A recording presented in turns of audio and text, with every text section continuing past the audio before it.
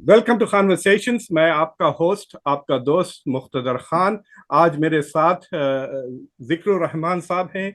He is a former ambassador of the united of India. वो Indian foreign service में काम कर चुके हैं and he has been India's ambassador to Palestine. बहुत ही स्पेशल ये पोस्टिंग है और आज के जो सियासी हालात है उसके मद्देनज़र रखते हुए डॉक्टर एम्बेसडर जिक्रुर रहमान साहब की जो आवाज़ है, it should be heard more widely and by more people. खासतौर से वेस्ट के जो पॉलिसी मेकर्स है उनको तो बहुत ही ज़्यादा चाहिए कि they consult, but even in the Global South it is important कि जैसा ग्लोबल साउथ अपने पॉलिसीज फॉर्मुलेट करने की कोशिश कर रहा है, ये जो इसराइल और हमास की जंग चल रही है उसके ताल्लुक से, तो इट इज़ वेरी इंपॉर्टेंट कि जिक्रुर रहमान साहब के जो एक्सपीरियंसेस हैं फ़लस्तीन में, जो उनके तासुरात हैं, जो उनके थॉट्स हैं और उनके पॉलिसी रिकमेंडेशंस है, उससे हम अपने आप को फेमिलियराइज करें।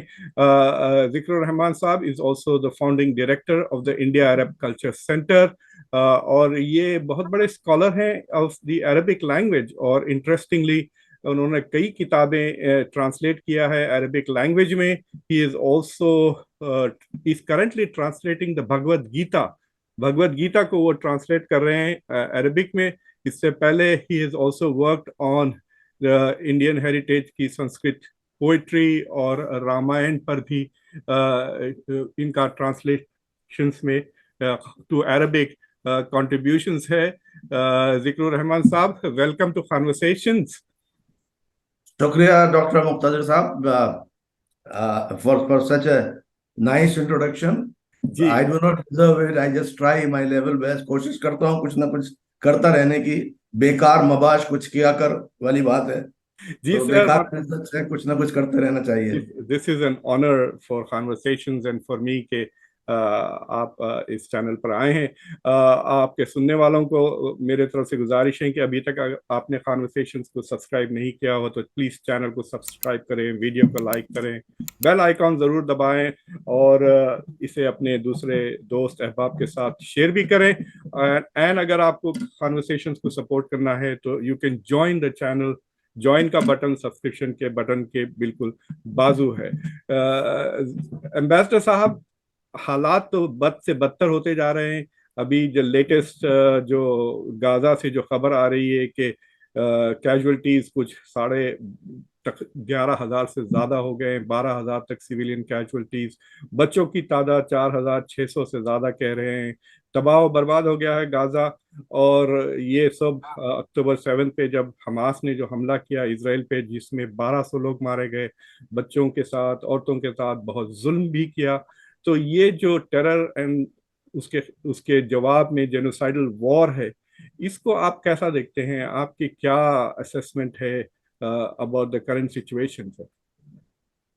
देखिए डॉक्टर साहब, बात यह है कि सिचुएशन जो है वो तकरीबन 3-4 महीने से ज्यादा खराब हो रही थी पूरे मगरिबी किनारे में और गाजा में, खास तौर पर मगरिबी किनारे में।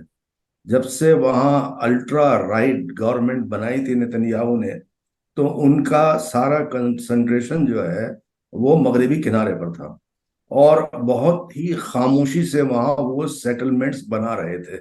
और जो अल्ट्रा राइट गवर्नमेंट में इनके कैबिनेट मिनिस्टर हैं, उनको ये था कि ज्यादा से ज्यादा आप सेटलमेंट बना लीजिए। तो वहाँ जो नस्ल कशी हो रही थी खामोशी से और जो जमीन चुराई जा रही थी, उससे बहुत परेशानी थी गाजा के रहने वालों को भी और मगरिबी किनारे के रहने वालों को भी। लेकिन चूंकि गाजा बहुत दूर है और मगरिबी किनारा जो है वो हरम शरीफ के करीब है, जो मस्जिद अक्सा है, तो जब इन्होंने मस्जिद अक्सा में सेटलर्स ने जाकर जो है वहां की बेहुरमती की, उससे ये मसला जो है वो भड़का है। इसराइल की कोशिश ये रही थी इस जमाने में, पिछले 3-4 महीने में, कि जितना इनका सिक्योरिटी का अमाउंट था जो इनको गाजा की पट्टी की तरफ या और डिफेंस के ऊपर खर्च करना था, वो सारा का सारा अमाउंट ये सेटलमेंट और खामोशी से जमीन को चुराने में मगरबी किनारे में लग गए, जिसकी वजह से वहां की सिक्योरिटी कॉम्प्रोमाइज हुई। और हमास को ये अंदाजा हो गया कि ये मौका है कि हम इसको एक्सप्लॉइट कर सकें। तो हमास ने उस मौके को एक्सप्लॉइट किया। ये सिर्फ एक्सप्लॉइटेशन ये नहीं था कि ये अचानक हमास का हमला था, बल्कि हमास ने बहुत सोच समझ के हमला किया था कि कम से कम वहां जो रोजमर्रा ये जो शहादतें हो रही हैं ना, रोज चार पांच लोगों की डेथ हो रही थी वहां, तो उसकी वजह से जो है इन लोगों ने आगे बढ़कर ये कदम उठाया। यकीनन ये कदम जो भी हमास ने उठाया वो इस लायक तहसीन नहीं है, खासतौर पर इसलिए कि उसमें जो शहरियों को, जो सिविलियंस की डेथ हुई है, वो नाकाबिले बर्दाश्त है, वो नहीं होना चाहिए। लेकिन हमास का कहना यह है कि हमने जो फौजियों को और जो सेटलर्स जो हैं वहां, उन लोगों को जो हमने अगर कैदी बनाया है, तो जब इजराइल ने हमारे ऊपर जंग का ऐलान किया है तो वो जंगी कैदी है। वो ये कहते हैं कि फौजी जो है वो जंगी कैदी हैं, और सेटलर भी जंगी कैदी हैं उनके हिसाब से, हमास के हिसाब से। वो इसलिए कि जितने भी सेटलर हैं सबके हाथ में राइफल्स और पिस्टल्स होती हैं। जो गवर्नमेंट है इसराइल की वो उनको टोटल प्रोटेक्शन देती है, तो हर एक शख्स के पास जो है वो राइफल्स होती है, हर लड़की और हर औरत के पास जो है वो पिस्टल देते हैं। और अगर एक सेटलमेंट, नौ आबादियाती जिसे कहते हैं, नौ आबादियां जो है, अगर एक नौ आबादी में तकरीबन कोई 40 या 50 फैमिली रहती हैं, तो उसको तकरीबन 100 और 125 फौजी जो है वो उसकी हिफाजत में लगे रहते हैं। हमास ये कहता है कि हम जो दाखिल हुए हैं, आप हमें तशद्दुद पसंद कह रहे हो, आप हमें टेररिस्ट कह रहे हो, लेकिन हम कोई बाहर, अपने मुल्क से बाहर थोड़ी दाखिल हुए हैं। हम तो अपने ही इलाके में एक लिबरेशन मूवमेंट है, हमारी एस्पिरेशन है, हम उनको एस्पिरेशंस को फुलफिल कर रहे हैं। तो हमने अटैक जो है किसी बाहर के मुल्क पे नहीं किया है, हम तो अपने मुल्क में अपनी आजादी के लिए लड़ रहे हैं। ये जो है ये नैरेटिव है, ये बयानिया है हमास का। लेकिन उनके बयानिए का आधा मकसद तो ये है कि जस्टिफाई करें, लेकिन आधा मकसद ये भी है कि उनके लिए 1,000 मसाइल हैं वहां। पिछले 17-18 साल से इनको चारों तरफ से बंद करके रखा हुआ है। देखिए, इस बात को डॉक्टर खान साहब याद रखिए कि गाजा में 70% रहने वाले वहां के वो रेफ्यूजी हैं। जो 1948 के फलस्तीन था, वहां से जो भागे थे, ये भगाए गए थे, तो उन्होंने पनाह ली थी गाजा में।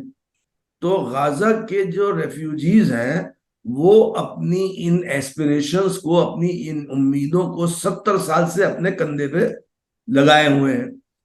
इसहाक राबिन जब प्राइम मिनिस्टर थे, तो जब प्राइम मिनिस्टर होने के जमाने में उन्होंने कहा था, I wish I wake up one day and find Gaza drowned in the Mediterranean.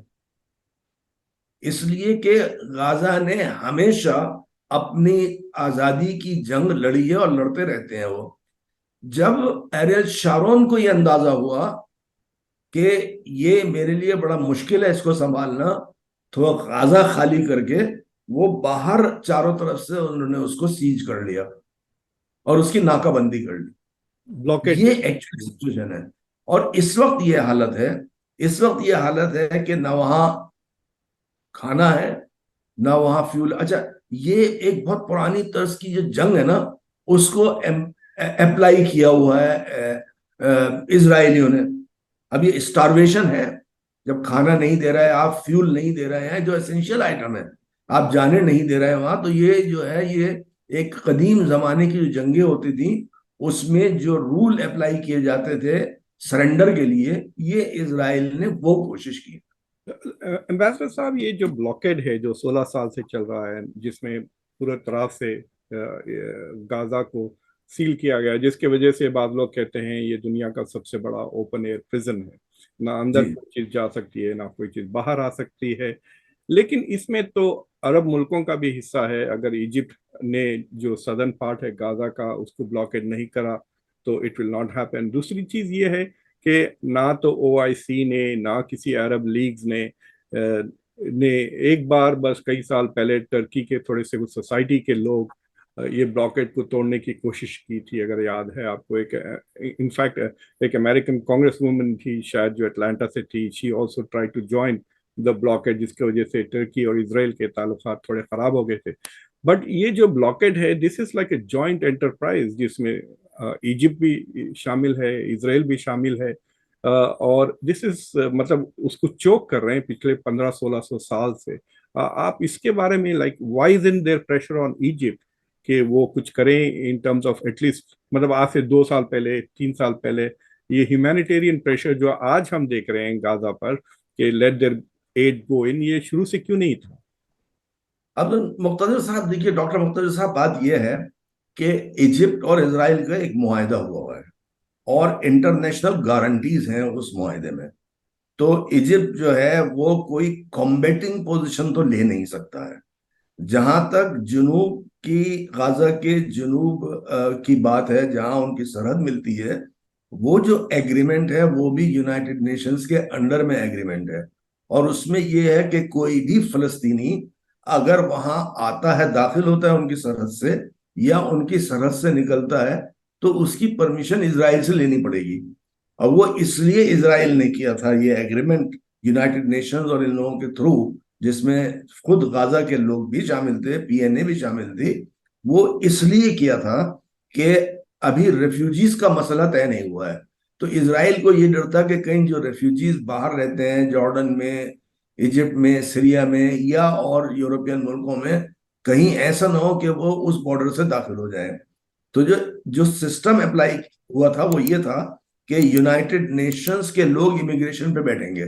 तो वहां का जो इमिग्रेशन है वो यूएन के लोग संभालते हैं, और परमिशन जो है वो अप्लाई करते हैं फलस्तीनियों को, अथॉरिटी को। फलस्तीनी अथॉरिटी उसको यूएन के इमिग्रेशन डिपार्टमेंट में भेजती है, वो उसको इजरायलियों को भेजते हैं। जब इसराइल परमिट करता है तब आदमी बाहर जाता है या अंदर आता है। ये तो बॉर्डर की बात है।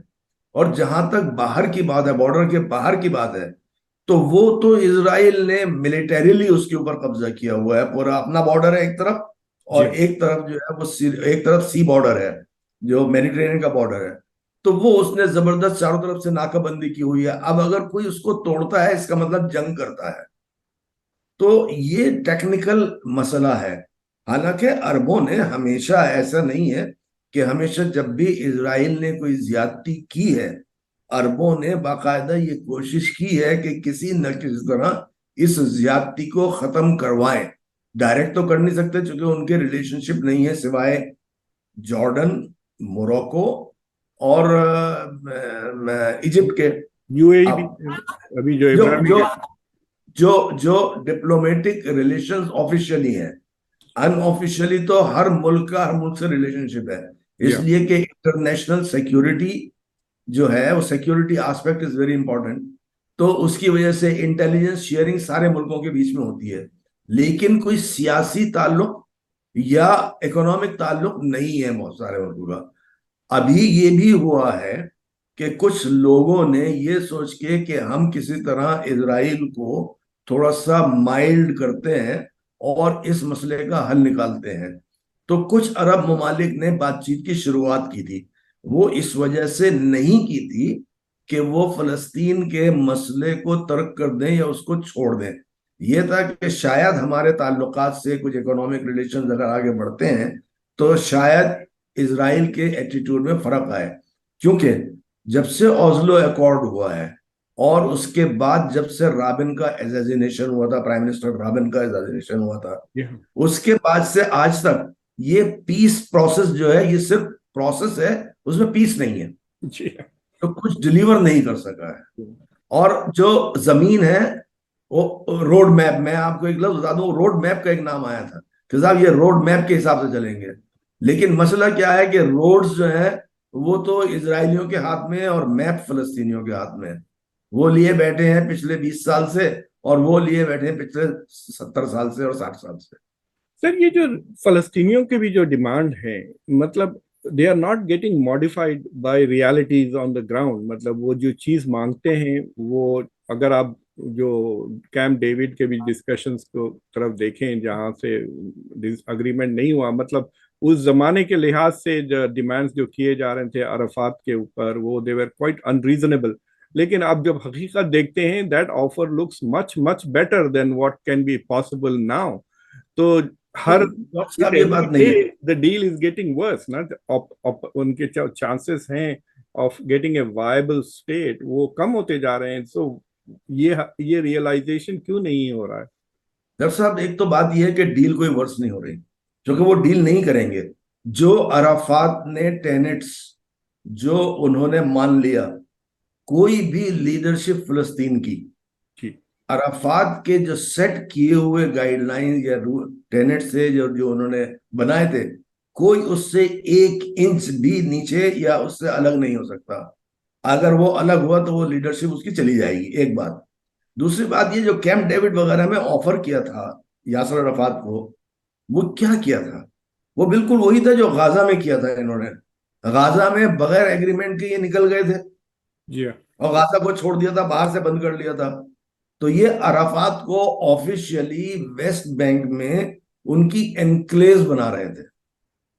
जी वो ये कहते थे, जो जो अराफात को उन्होंने ऑफर किया था, वो ये किया था उस वक्त कि साहब, पूरा एयर स्पेस जो है वो हमारे कंट्रोल में रहेगी, बॉर्डर्स हमारे कंट्रोल में रहेंगे, जो शहरी इलाके हैं आप उनकी देखभाल कीजिए, जो शहर के बाहर के इलाके हैं उनमें पेट्रोलिंग हम करेंगे। ये मेन उनका एक एजेंडा था। तो यासर अराफात ने उस वक्त कहा, मुझे मालूम है, जो जो कि मेरी उसके बाद 2 मुलाकातें हुई थी वहां, तो वो ये कहते थे कि भाई, मैं कोई कमिश्नर थोड़ी हूँ कि सिटी का कमिश्नर हूँ या सिविल जो है वो मेयर हूँ कि मेरा काम जो है वो वहां का गार्बेज उठाना है। भाई, I want A state, I want an independent viable self rule, this is my area, this is my place. तो ऐसा नहीं है कि अब वो ऑफर तो जो भी इजराइल पहले ज्यादा किया, अब कम किया, अब कम किया, जो भी वो कर रहा है करे। लेकिन देखिए, पिछले 70 साल से ये लोग अपनी एस्पिरेशंस को अपने कंधे पे लिए हुए हैं और ये लेके चलते रहेंगे। ये लोग खामोश नहीं होंगे जब तक इनकी एस्पिरेशंस पूरी फुलफिल नहीं होती, जब तक इनको इनका मुल्क नहीं मिलता। इनफैक्ट ये कल बात। कल जो बाइडेन भी कह रहे थे कि द सोल्यूशन टू गाजा, इसका नाम किस्मत है, द सोल्यूशन टू अच्छा। गाजा, कभी कभी she joins me as a co host. No no, it's good, that's good. जी हाँ, तो जो बाइडेन कह रहे थे कि the solution, there will be no solution to Gaza until there is a two state solution. Sir, मैं आपके थोड़े पर्सनल एक्सपीरियंसेस की बात कर रहा हूँ। तो जब आप एम्बेसडर थे, India is one of the few countries which has already recognized the Palestine as a state, मतलब जी, Palestinian Authority को as a मुल्क की तरह already recognized as a, we had recognise जी हाँ, as a state. as a, 1988 में हमने recognise कर लिया जी था, हाँ। तो उसके बाद पीएलओ, से, और उसके बाद एज ए स्टेट। हाँ, तो as an ambassador to to Palestine, क्या आप दोनों जगह जाते थे, वेस्ट बैंक और गाजा? और आपने क्या देखा, like what are the realities? क्योंकि जी, हाँ, आप कुछ कह रहे थे, मैं क्योंकि मैं ये कह रहा था कि देखिए, मैंने एक कॉन्वर्सेशन किया था जिसमें आई आर्ग्यूड कि द गवर्न जो जो पार्टी गवर्न करती है उसकी जो नंबर वन गोल ये है कि वो अपनी कौम की बेहतरी के लिए काम करे, for the welfare. And I see no such evidence of Hamas in Gaza. उनके अंडर पिछले 2007 से 6 से कंट्रोल में है कि वो वेलफेयर के लिए, डेवलपमेंट के लिए क्या वो काम कर रहे हैं? क्योंकि मीडिया रिपोर्टिंग जो यहाँ होती है, इट्स नॉट वेरी जी, ऑब्जेक्टिव। तो आप अगर देखे हैं कि is it just a terrorist organisation या it's also a governing body जिसकी मिलिट्री विंग टेररिज्म का इस्तेमाल करती है? देखिए, जरा सा आपको बैकग्राउंड में जाना पड़ेगा। पहला तो आपका जो सवाल था उसका जवाब ये है कि हाँ, हमारी पहले एम्बेसी गाजा में थी। फिर जब यासर अराफात वेस्ट बैंक में शिफ्ट हो गए, जो कि वेस्ट बैंक बड़ा एरिया था और जी वहीं से सारा जो है मामले को तय होना था, और यरूशलेम का मसला, अलकुद्स का मसला, सारे मसले वहीं तय होने थे। तो जब यासर अराफात का हेडक्वार्टर वेस्ट बैंक में आया, उसके बाद हमारी एम्बेसी भी वेस्ट बैंक में आ गई। लेकिन हम लोग दोनों जगह जाते थे। तो वो हमारा जो क्लेम है वो बिल्कुल वही है जो पैलेस्टीनियंस का क्लेम है, जो वो क्लेम करते हैं हम उसको सपोर्ट करते हैं। तो गाजा और वेस्ट बैंक जो है वो इससे, इस Palestine state, that is one for us. Number two, as far as Hamas is concern, देखिए हमास जो है वो वेलफेयर ऑर्गेनाइजेशन है। हमास शुरू में वेलफेयर ऑर्गेनाइजेशन ही आई थी। और इजराइल ने हमास को सपोर्ट किया था यासर अराफात के खिलाफ। जी हाँ। उनको उनको एनकरेज किया था, उनको बनाया, उनको बढ़ाया, सब कुछ किया। और जब वो मजबूत हो गई, ताकतवर हो गई, तो ये घबरा गए कि भाई अब तो ये हमारे हाथ से निकल गए। तो जब इलेक्शन हुआ, इलेक्शन में उनकी यासर अराफात मना करते थे। यासर अराफात पहले कहा करते थे कि आप हमें दो स्टेट सॉल्यूशन का फाइनल कीजिए, हमें हमारा मुल्क दीजिए, हमारा लैंड बॉर्डर फाइनल कराइए, हमारे रेफ्यूजी और कैपिटल का जो है वो फाइनल करो, ईस्ट जेरूशलम। जब ये सब सिक्योरिटी अरेंजमेंट का फाइनल कर लो, उसके बाद हम डेमोक्रेटिक इलेक्शन कराएंगे। लेकिन शारोन ने मना कर दिया। यासर अरफात को मालूम था कि ये प्लॉय है और ये हम लोगों में डिवीजन क्रिएट करने के लिए, हमको मुनकसिम करने के लिए है। तो यासर अरफात ये कहते हैं कि नहीं, पहले हमारा मुल्क और उसके बाद डेमोक्रेटिक इलेक्शन। तो शारोन ने क्या किया, उनको उनके अपने हेडक्वार्टर में ही बंद कर दिया चारों तरफ से, आपको याद होगा। जी तो हाँ। जी पूरा सीज कर दिया था। यासर अरफात की डेथ के बाद, उनके इंतकाल के बाद, जब महमूद अब्बास अबू माजिन प्रेसिडेंट बने, तो महमूद अब्बास अबू माजिन बड़े मशहूर गांधीयन है। उन्होंने हमेशा पीस की बात की है। उनको जो है गांधी ऑफ पैलेस्टाइन कहा जाता है। वो हमेशा पीसफुल नेगोशिएशंस के रहे उसमें। तो उन्होंने जो है प्रेशर में आके शारोन की बात मान ली कि ठीक है, हम पहले इलेक्शन करा देते हैं। जब पहले इलेक्शन कराने का मसला आया, तो ये हुआ कि हमास ने तो एक्सेप्ट नहीं किया इजराइल को। जी। तो आप उसको पीएलओ के अंडर में नहीं ले सकते। अगर आप उनको पीएलओ के अंडर में लेंगे तो ये पीएलओ को ही बैन कर देंगे, ब्लैकलिस्ट कर देंगे। तो इन्होंने कहा कि नहीं साहब, ठीक है, आप इनको अलग से, लेकिन डेमोक्रेटिक इलेक्शन जरूर कराइए, आप इनको अलग से इलेक्शन लड़ने दीजिए। मैंने कहा ठीक है, because he was not as astute as Yasser Arafat. जी। नतीजा क्या हुआ कि वो इलेक्शन जब में आ गए, वो तो इलेक्शन में वो जीत गए। और वो जीते इसीलिए थे कि महमूद अब्बास अबू माजिन जो है वो पीस, ओस्लो का अकॉर्ड जब साइन हुए, उसके बाद वो डिलीवर नहीं कर सके। हमास जो है वो जैसे ही हमास की मेजोरिटी आई, इजराइल ने वेस्टर्न कंट्रीज को अपने साथ मिला के मना कर दिया कि नहीं, ये तो टेररिस्ट ऑर्गेनाइजेशन है, हम इनसे बात नहीं करते।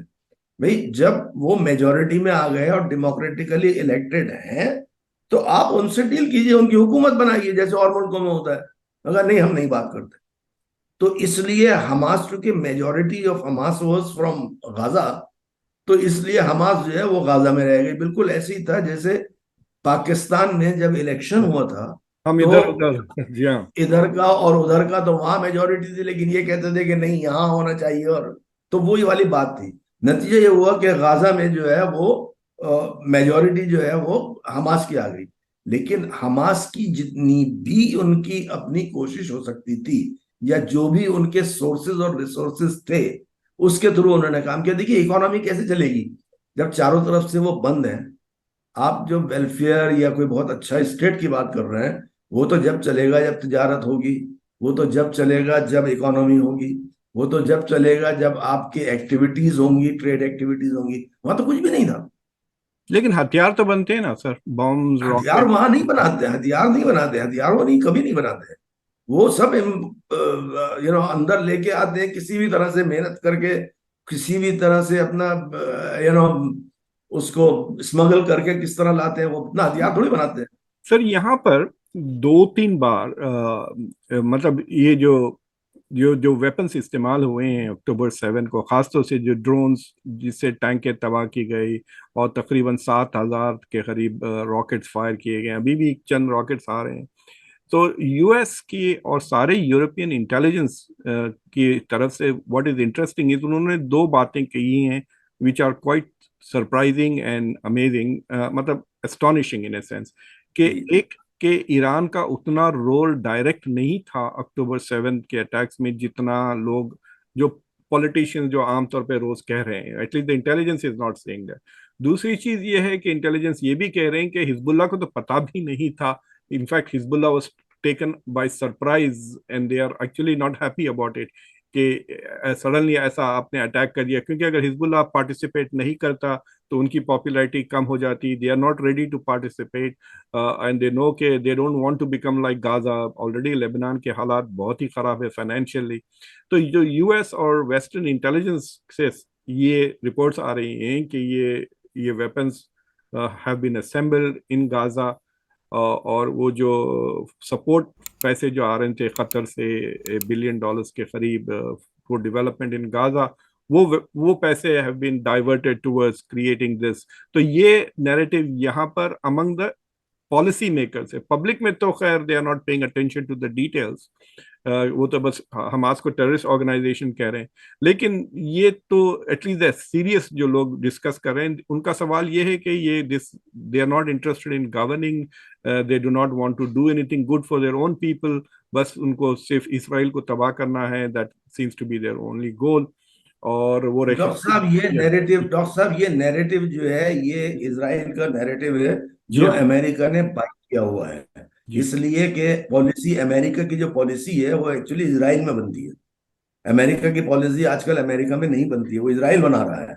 आप because of the elections and because of the lobby and because bipartisan support है, वेदर इट इज रिपब्लिकन और Democrats, isn't it? That is everyone is aware about that.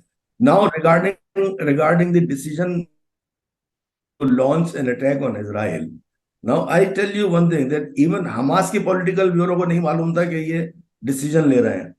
वो इसलिए उन लोगों ने लिया है कि बिल्कुल ही खामोशी से और सीक्रेसी में इसलिए लिया है कि इजराइल के सैकड़ों एजेंट गाजा में है। अब वो सैकड़ों एजेंट कैसे हैं, आप सरप्राइज होंगे। देखिए वहां से तकरीबन रोज जो है वो 2000 से 4000 तक रोज वर्कर्स जो है वो बाहर जाते हैं, गाजा से निकलते हैं, इजराइल में काम करते हैं, डेली वेजर्स हैं वो। तो जब वो डेली वेजर्स जाते हैं तो इजरायली इंटेलिजेंस एजेंसियां उनको एम्प्लॉय करती हैं, उनको कहते हैं कि तुम्हें हम काम नहीं देंगे 10 दिन के लिए, नहीं तो तुम हमें ये बताओ कि फलाना आदमी कहाँ है क्या नहीं। इस तरह वो रिक्रूट करते हैं, पैसे भी देते हैं, कभी ब्लैकमेल करते हैं, कभी कुछ करते हैं। तो एक एक चीज उनको पता चलती है इजराइल को कि अंदर क्या हो रहा है।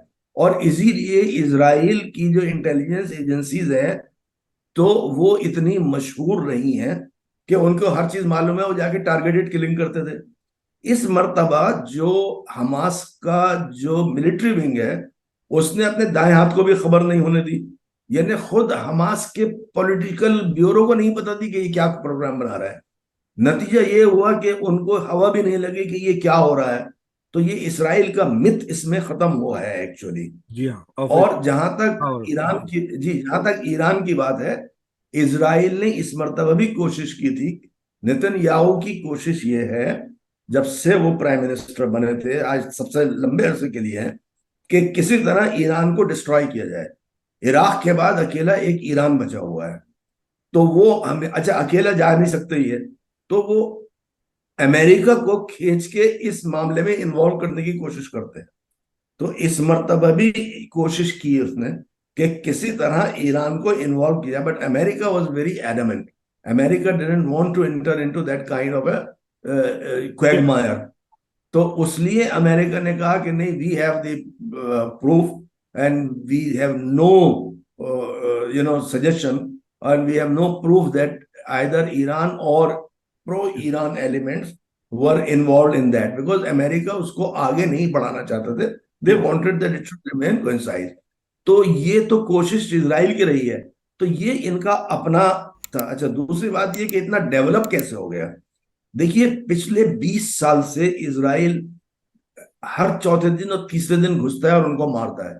इन्होंने जो पहले प्रोजेक्टाइल्स होते थे, बहुत ही जैसे फुलझड़ियां हमारे यहाँ कहते हैं हिंदुस्तान में, जो छोटे छोटे पटाखे होते हैं, पहले हमास ने उन पटाखों से शुरुआत की थी जिसमें नुकसान हमास के लोगों का ज्यादा होता था।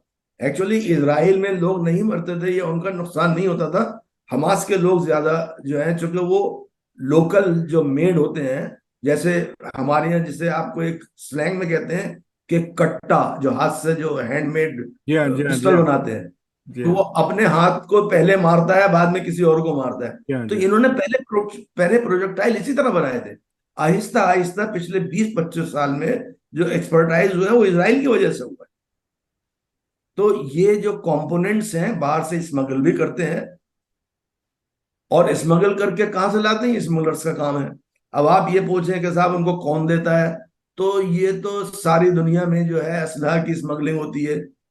अब पूरे अफ्रीका में है पूरा, जब जब श्रीलंका में चल रहा था तो मिलियंस की तादाद में जो है वो आर्म्स एंड एम्युनिशन। तो ये तो बहुत जबरदस्त ट्रेड है। आप मार्केट में होंगे तो आप खरीद लीजिए।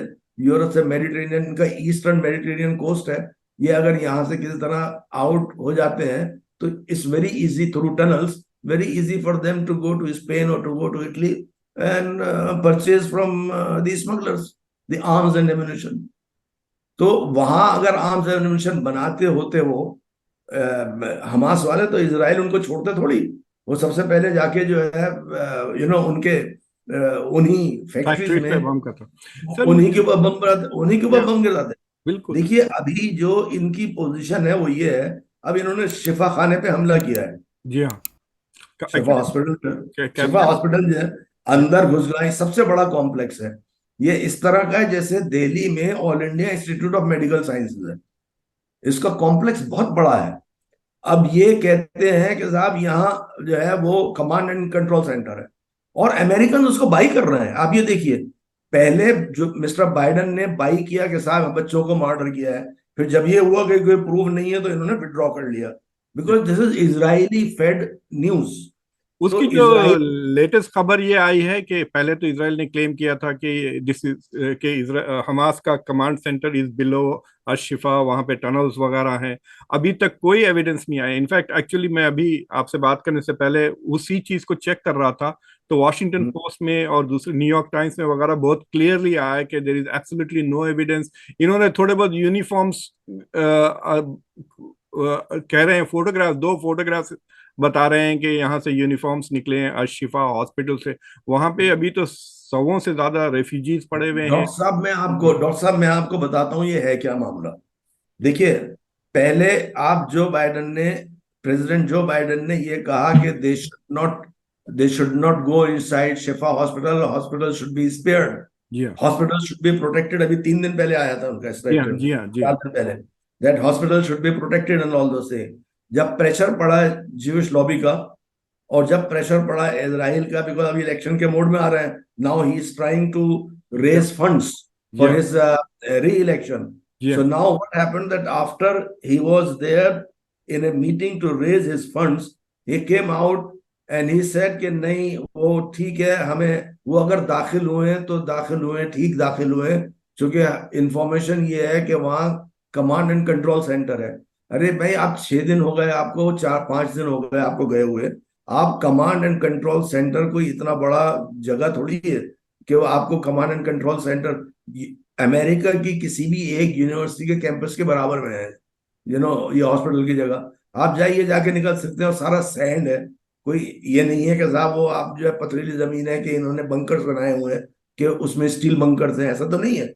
ना तो आपको एक भी हथियार मिला है वहां, और वो जो हथियार दिखा रहे हैं, वो जो दिखा रहे हैं उनके पहनने वाले जो बुलेट प्रूफ जैकेट्स हैं, वो बुलेट प्रूफ जैकेट्स जो हमास कहता है कि ये हमारी नहीं है, वो कहते हैं ये खुद लेके आए, झूठ बोल रहे हैं। और आपको एक बात और बता दूं कि इजरायली पब्लिक, इजरायली आम आदमी जो है इजराइल के सड़कों के ऊपर, वो अपनी फौजी और अपने स्टेटमेंट पे यकीन नहीं रखता।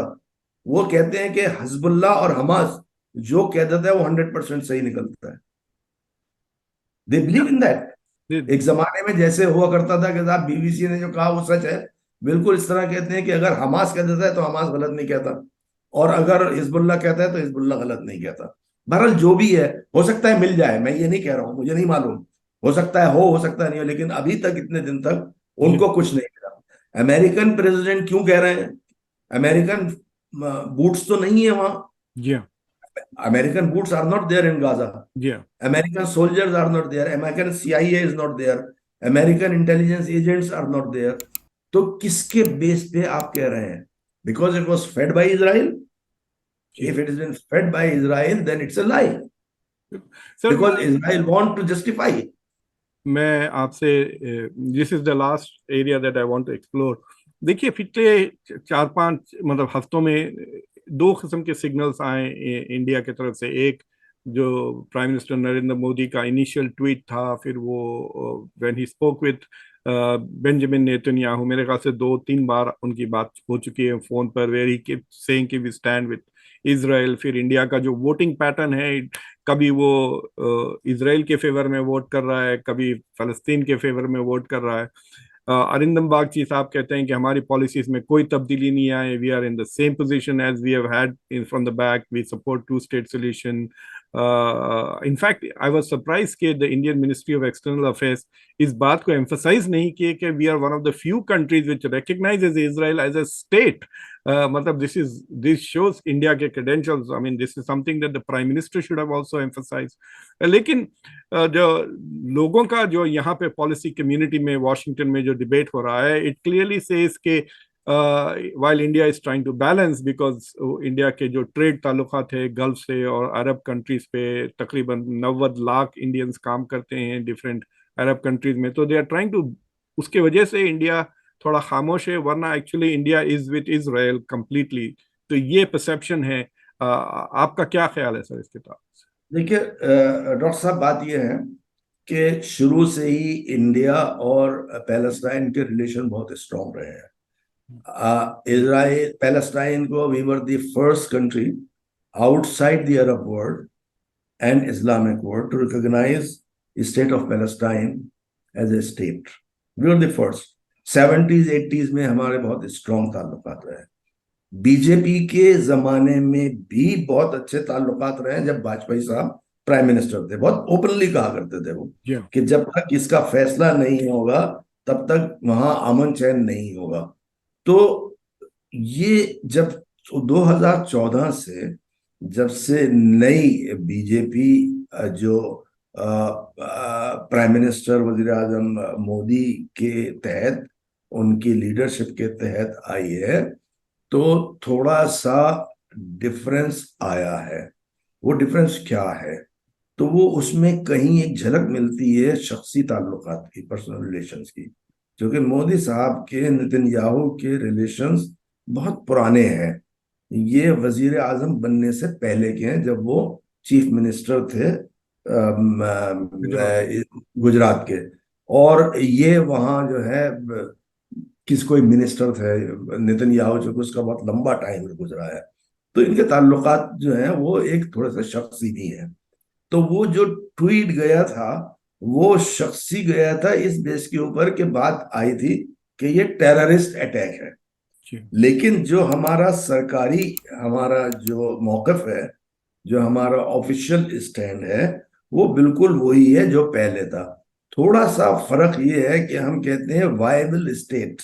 पहले हम वायबल स्टेट कहते हैं हम कि भाई वो कहीं जो है अगर छोटा मोटा इधर उधर से कुछ करना है तो वो कर लो, लेकिन एक स्टेट होना चाहिए। This is what we do it. अभी भी जो सेटलमेंट के ऊपर अभी एक रेजोल्यूशन आया था, we have supported it, we have not. देखिए, हमारे लार्जर इंटरेस्ट है, इजराइल से भी है और अरब वर्ल्ड से भी है, तो हमने डिहैपनेट किया है अपने रिलेशनशिप को। लेकिन जो यूनाइटेड नेशंस के उस रेजोल्यूशन में जिसमें ये डिमांड की गई थी कि इसमें सीज फायर इमीडिएट हो, हम उसमें एब्सटेन हम इसलिए रहे थे कि उसमें जिक्र नहीं आया था हमास का कि is a terrorist act. You know, that is what exactly was the justification by the government of India, जो इसलिए था कि because we also have been facing terrorism, in the name of terrorism, certain parties, because Hamas is a party in any case. It is not a government, and it can never be. It is a party like Fatah, like Popular Front for the Liberation of Palestine, like Popular Democratic Front for the Liberation of Palestine. इसीलिए मैं कहता हूँ doctor साहब कि ये जो जंग है इसको हमास और इजराइल की जंग नहीं कहना चाहिए। ये जंग जो है ये इजराइल की फलस्तीनी शहरियों के खिलाफ जंग है, ये हमास के खिलाफ नहीं है। क्योंकि आप किसको मार रहे हैं? हमास के कितने लोग मरे, और आपने कभी किसी नाम दिया किसी का? लेकिन आप जो है वो सिविलियंस को मार रहे हैं, आप बच्चों को मार रहे हैं, औरतों को मार रहे हैं। तो ये तो सिविलियन पीपल के खिलाफ इजराइल की जंग है। और आखिर में मैं एक लफ्ज और कह देता हूं डॉक्टर साहब के जो मैं अभी भी मैं 2 दिन पहले कहीं था तो मैंने ये लफ्ज कहा था। देखिए, इजराइल की कोशिश है ये कि फलस्तीनियों को रेड इंडियंस की तरह बना दिया जाए, कि वो तो छोटे छोटे रिजर्व से हैं, उनके एनक्लेव में रह जाएं और बाकी म्यूजियम में उनकी हिस्ट्री हो। Yeah, but Palestinians refuse to to disappear. Be history in the museum, Yeah. And they will continue. अभी तो 70 साल हुए, they will continue fighting because in any case they are the sons of the soil, and they are staying there only on their own soil. मतलब उनका तो resolution इतना strong है। यहाँ पर भी अब अमेरिकन पार्लियामेंट में एक Palestinian American is a congresswoman Rashida Tlaib, तो Yeah, उनका Rashida Tlaib. जो सो खत्म तो नहीं हो रहा है सर। ये आखिरी सवाल सर मैं आपसे पूछना चाह रहा हूँ कि इंडिया की जो गवर्नमेंट की पोजीशन है इस मसले पर, it is quite balanced, historically based और क्वाइट ट्रांसपेरेंट इवन। जब उन्होंने रेजोल्यूशन सीज फायर का दे वोटेड अगेंस्ट इट, एब्सटेन किया, तो they made it very clear कि द ओनली रीजन वाज कि इसलिए नहीं कि they didn't want a cease fire, इसलिए कि दे वर अपसेट कि हमास का जो कंडमनेशन नहीं हुआ अक्टूबर 7 के अटैक्स का। फिर उसके बाद दे हैव रीइटरेटेड कि India supports an independent viable sovereign Palestinian state, और फिर तीसरी बात ये है कि they have also voted for condemnation of the West Bank settlers. तो इंडिया की पोजीशन इंटरनेशनल लॉ से बिल्कुल पूरी तरह से कंसिस्टेंट है। लेकिन आपको ऐसा नहीं लगता कि इंडिया की जो पब्लिक में जो मीडिया है वगैरह, जो टेलीविजन कवरेजेस हो रहा है इंडिया की मीडिया में, that is become very one sided. मतलब वो अमेरिका में जितना क्रिटिसिज्म हो रहा है इसराइल का मेन स्ट्रीम मीडिया में, उतना तो बिल्कुल नजर नहीं आ रहा है इंडियन मीडिया में। इजंट इट के इंडियन मीडिया और Indian government are not on sync in this? नहीं नहीं, ऐसा नहीं है। देखिए, डॉक्टर साहब, ऐसा है कि इस वक्त आप देखेंगे जैसे यूरोप में है, इस तरह इंडिया में भी है, that you have the right wing prevailing. तो इंडिया में भी जो राइट है, पहले पहले अगर राइट भी था तो सेंटर राइट था, अब तो सेंटर राइट नहीं है। Vajpayee right. Was Vajpayee was a centre right. जी हाँ। Now the ultra right in India, and therefore the narrative of Israel is being bought that this is a war between Muslims and Jews, whereas the fact is that this is an occupation and occupiers struggle. Yeah. The person, it's an occupied people who are struggling for the sake of their land. No doubt there is Al-Aqsa. No doubt that there is, Haram, the first Qibla and first thing, which is the cynosure of Muslims. No doubt about it. Yeah. But there are, it's a cause of Christians also. It's a cause of Jews also who live in Palestine. आपको मालूम है कि Palestine national Congress जो है, उनकी जो parliament है, उसमें एक जीव मेंबर भी है। Yeah. They have not left Palestine. They are still in the West Bank. They Yeah. do not go. They do not want to be a part of the, Israel. They say they are outsiders. They are Ashkenazis who have come here. They are not the original Jews, genuine Jews who have been staying here. तो ये उनका जो narrative है, वो Israel का narrative right wing के साथ चल रहा है। यूरोप में आप देखेंगे इस वक्त, right is prevailing. In India also it's a right which is prevailing. तो ये सेंटर राइट नहीं है, बल्कि अल्ट्रा राइट की तरफ इंडिया जा रहा है। और ये जो हमारे यहाँ इंडिया की प्रॉब्लम है वो ये है कि they all are businessmen. Zee media जो है वो सब बिजनेस वालों के हाथ में है, and they know if they do not go along with the party in power, I am not talking about government, I am talking very clearly the party in power, तो they will be loser as far as the business is concern. Yeah. So therefore you see, एक हमारा एक station था, television station, जो channel था एक, जो बहुत इंडिपेंडेंट व्यू लिया करता था। तो एनडीटीवी की अब बात कर रहे हैं। जी, तो उसको भी उन्होंने देखी कि किस तरह। So it is very clear, and it was not the government which has done it, it is the party, and it is those people who mean, they thought that okay, let them have it and let them purchase it. So we have to be very careful. अपना larger interest तो है ही है Israel के साथ आजकल, because we have strategic relationship with Israel. जी तो वो जो स्ट्रेटेजिक रिलेशनशिप है वो उसका भी एक सिनेरियो है, जो लार्जर इंटरेस्ट। लेकिन more than that, what ever you find in India on the streets of India by a certain group of people, it is only because of they have already bought the narrative that this is against the Muslims and Israel is beating Muslims, which is not correct. Church वहां के church को destroy किया आपने। देवर Christians also. आपको मालूम है कि हमारी अपनी इंडियन वहां के जो चर्च हैं उसमें इंडियन सिस्टर्स हैं। जी हाँ, जी हाँ, मुझे पता। जी। सर, जी सर, अब काफी वक्त हो चुका है, but thank you very much. आपने मुझे काफी इंसाइटफुल बातें की, इनकी आपके एक्सपीरियंसेस शेयर किए, and you are very candid and frank in your discussions. इसका आई एम श्योर सुनने वालों को बहुत बहुत फायदा भी होगा, और इट विल होपफुली बैलेंस जो जो खासतौर से जो इंडिया में जो लोग देख रहे हैं, जो टेलीविजन का नैरेटिव्स हैं और जो सोशल मीडिया ना, आई होप के we can provide some balance to it.